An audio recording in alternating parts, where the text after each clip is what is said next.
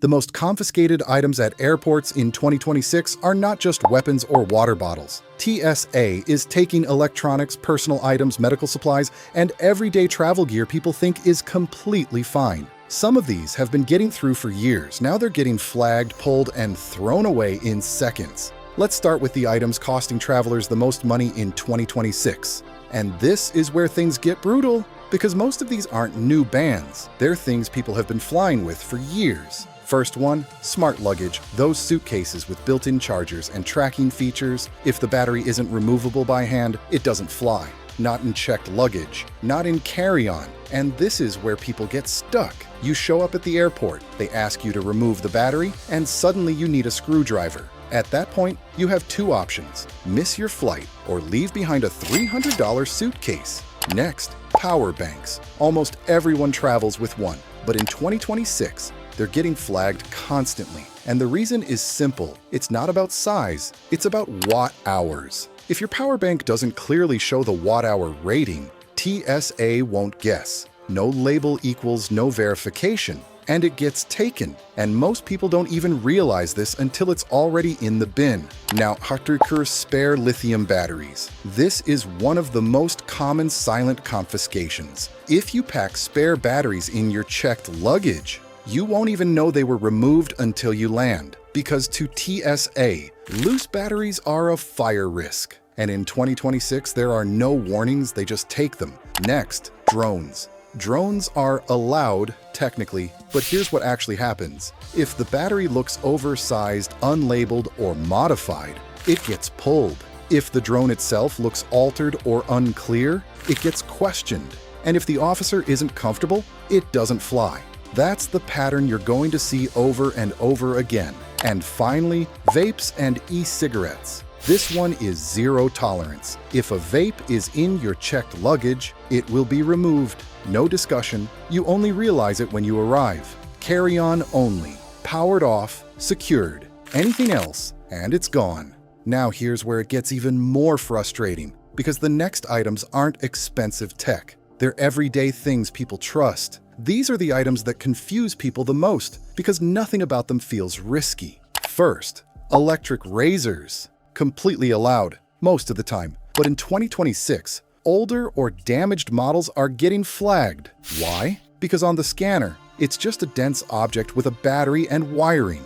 If it looks cracked, taped, or worn, the officer has to decide, am I 100% sure this is safe? If the answer isn't yes, it gets taken. Next, electric toothbrushes. Same story, but even worse. If it accidentally turns on inside your bag, vibrating, moving, that's an instant red flag.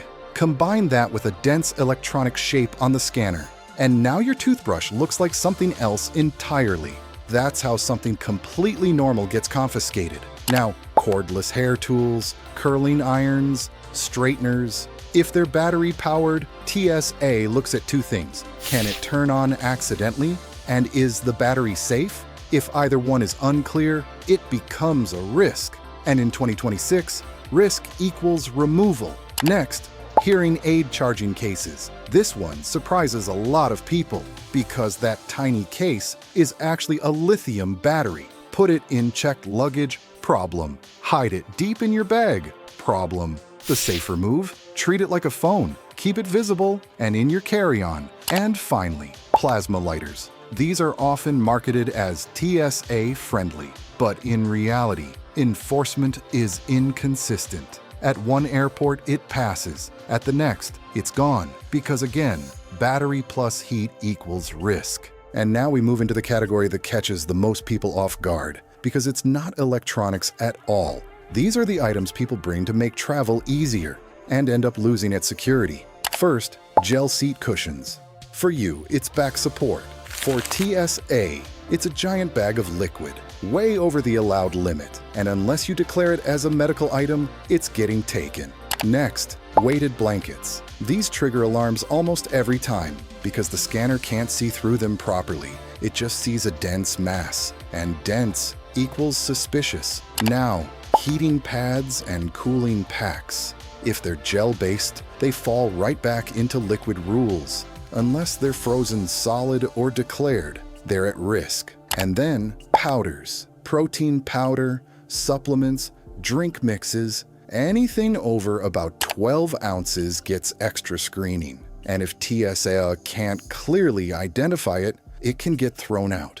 And this leads to one of the biggest misunderstandings at airports. Most people think they understand the liquid rule, but TSA doesn't define liquids the way you do. If it can be spread, smeared, or pumped, it's treated like a liquid. Peanut butter, honey, soft cheese, creams, gels, all of these get flagged. And here's the frustrating part. It doesn't matter that it's food. It doesn't matter that it's sealed. If it's over the limit, it's gone. There is one loophole. If it's frozen solid, it usually passes. But if it's even slightly slushy, it's treated as a liquid again. And now we get into the category where mistakes get serious. This is where airport mistakes stop being annoying and start becoming a real problem. Never put essential medication in your checked luggage, ever.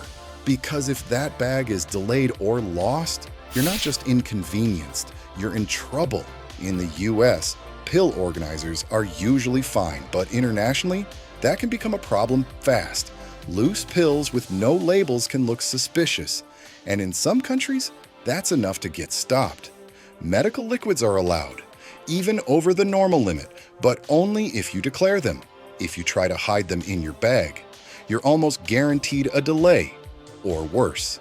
Needles and injectables are allowed, but they must be paired with the medication they belong to. Otherwise, they raise questions immediately.